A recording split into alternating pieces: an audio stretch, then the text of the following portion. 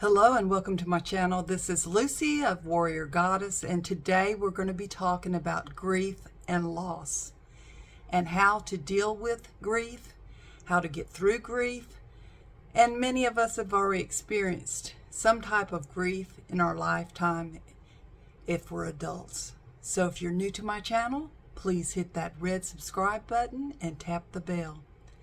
First of all, what type of grief do we suffer? I've got a checklist here I've written down, and I'm going to go through that checklist with you. And here are some of the types of grief that you will experience in your lifetime.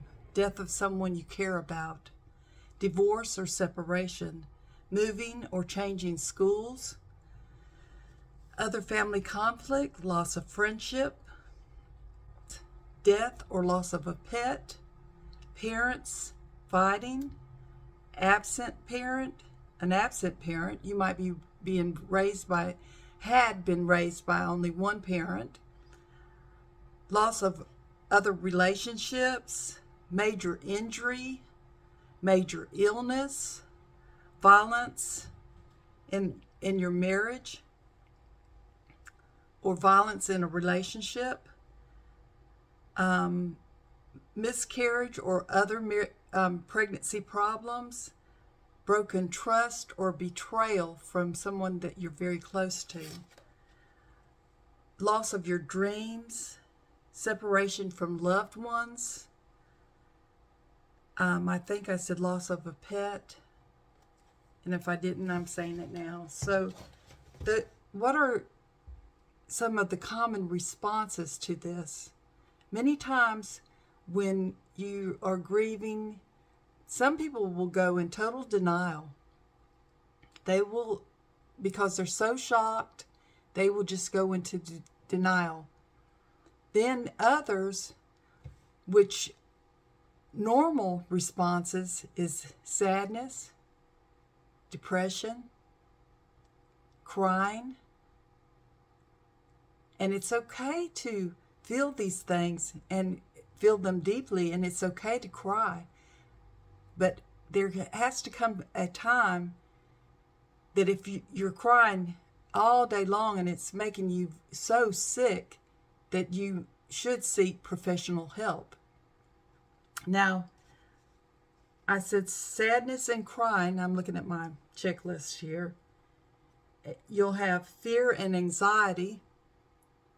Some will have a lot of anger and trouble eating. I can remember that after my parents passed that I probably lost 20 pounds. I just did not have much of an appetite because I was their primary caretaker for 3 years. And a feeling of doom and a feeling of emptiness and aloneness inside. So that's a checklist of loss that I've given you and a checklist of common responses. So I've written down some things of how to feel better. That's the goal now, to come out of feeling depressed. And what is your next step? What are you going to do to feel better? Well, let yourself feel and express your feelings first and foremost. And let yourself feel what you feel without hurting other people. A lot of times, sometimes we're so overwhelmed or angry that we will hurt the ones that we love the most. Did you hear that? Many times we will hurt the ones that we love the most and need the most. Do you know why you do that? Because you feel the safest around them. Some other things that you can do to feel better. You're going to think that this sounds a little bit off, but it's not. You need to get that pent up anger and pent up bad feelings out. So if you need to beat a pillow, scream and shout, whatever it takes, take both of those arms and dig in and beat the hell out of that pillow and say whatever needs to be said and let go. Let go. And you'll feel a lot better because you get up all that anxiety and built up bad feelings. You get them out of your body. Don't think you're silly or anything, or just do it. If you have to go and get in the shower and just scream and yell to let it out, do it. Talk about what happened with someone you trust. Talk to somebody you trust that you have good rapport with. And if you don't have anybody close enough that you trust to talk to, you might need to get a good therapist to help you through the stages of grief. It's good to start writing your feelings out. Get a new hobby. I remember after my parents passed, I was 52 years old. And I was lost. I thought, I don't know what to do with myself after caretaking for them for 3 years. So I started painting. I didn't know how to draw. I didn't know how to do a lot of art. I just started doing. I took a soul art class this lady had, and I fell in love with something I didn't even know that was inside of me. And I got better and better and better at it. So never underestimate the gifts that God has put inside of you, because they're in there, and you can do anything that your heart desires. Be sure to get enough rest. Also, you've probably heard of this. Write a letter and say goodbye in a letter, or picture doing this, or have a ceremony and then burn the letter, and it's finished, it's done. But remember, the hardest thing that I think about grieving is losing a loved one. So I know without a shadow of a doubt, my parents would not want me unhappy. They want me to live a full life. They had lost their parents. They raised us. They lived a very full life. They had longevity. So remember, death is the circle of life. It's going to happen to all of us. We just don't know when. So also, a good thing to do is sing. You might not be a real good singer, but sing. Sing and be happy. Sing and be jolly. Sing and listen to music. Music is a great healer. Listen to a lot of music. And if you need hugs, ask somebody for a hug. Say, I'm feeling down today. I'm not doing so good today. But human touch heals. So ask for a hug. And like I said, cry, yell, and scream as much as you need to at the appropriate times. Now, as we continue, let's talk about the stages of grief.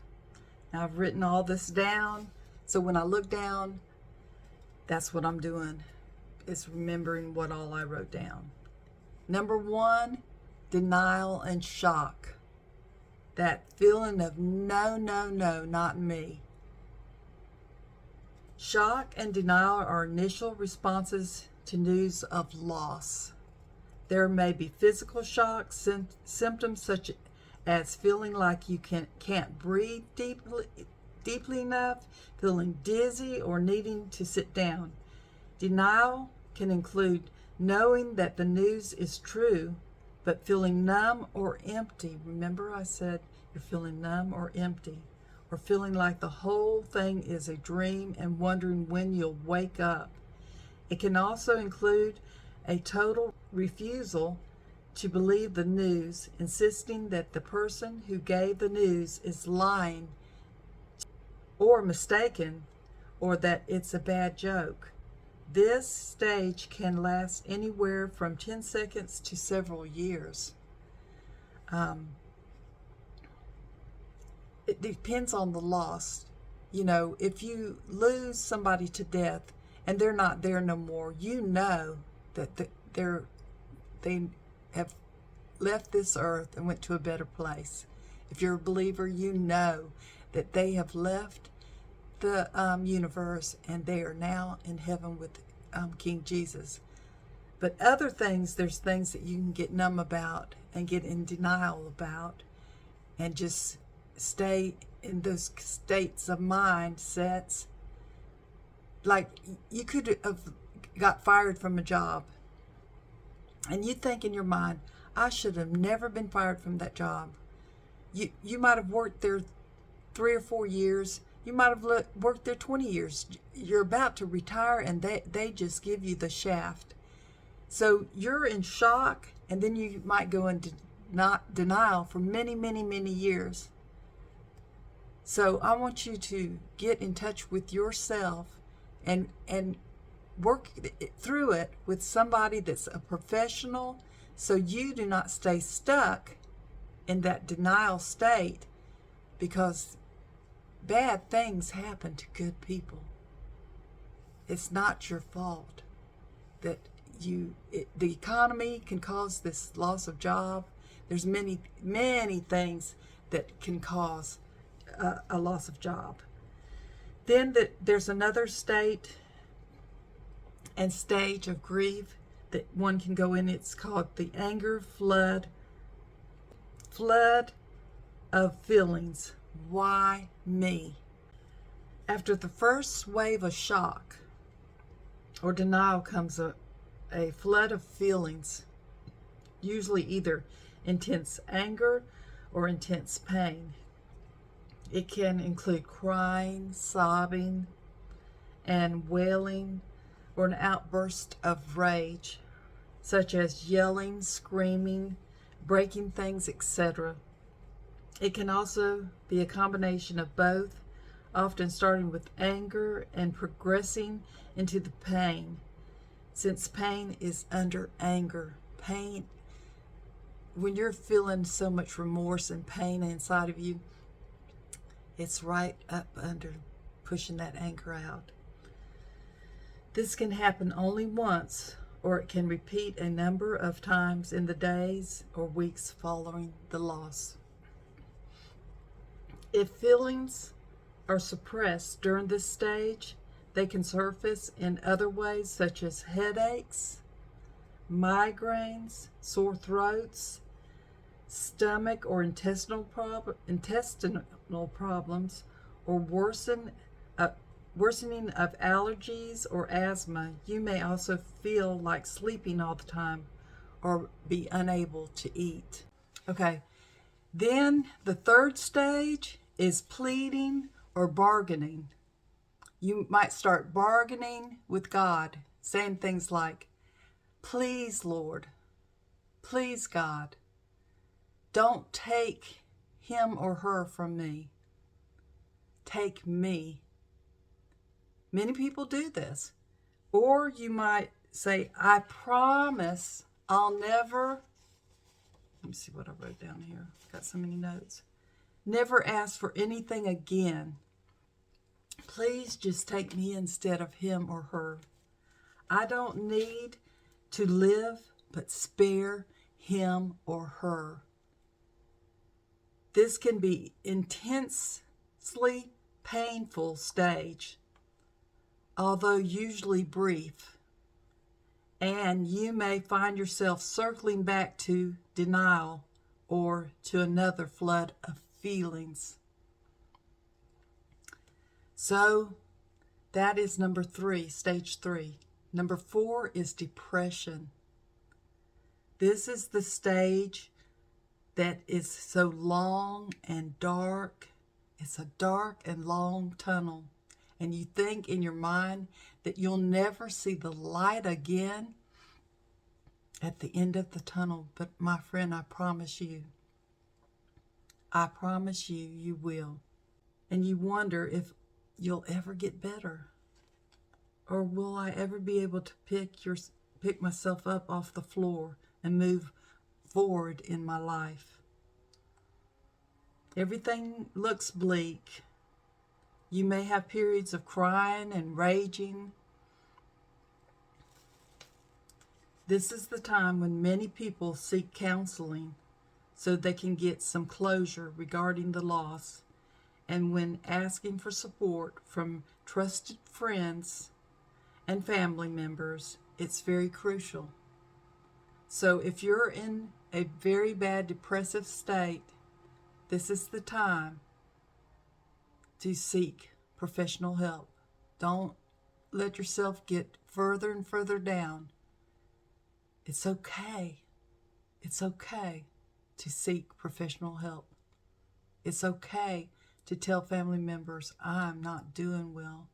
Your spouse or your significant other, let them know, I'm just not doing well. I need somebody to talk to. And talking to somebody else, oh, it helps so much. I've been in therapy many times in my life. So that is number 4. And number 5 is finally acceptance. Finally, you've went through all stages of grief. You've been through denial, shock, anger, bargaining, depression, and finally you're at the 5th state. Oh, acceptance. You're starting to breathe easier. You're starting to let go. You're accepting the facts, not fiction, the reality of the losses. And you're coming full circle to healing. Sure, sometimes you're going to look back and cry. Sure, you're going to still have those feelings deep inside that why did this have to happen this way or that way? But it's the circle of life. We all have losses. Nobody's life is like this. You know, we have peaks and valleys. And we all will grieve at some time in our life. So when we get to that acceptance stage, that's the point that depression lifts. This may happen suddenly or gradually, depending on how much grief work you've done. When it happens, isn't so much that everything turns wonderful and bright, but that you notice with great relief the heaviness being less and your energy level starting to pick up. So we're going to stop right here in this little series I'm going to do on grief and loss. And I hope some of this that I've discussed with you has helped. And until I come in again, have a blessed day. And if you're not subscribed, please hit that red subscribe button and tap the bell.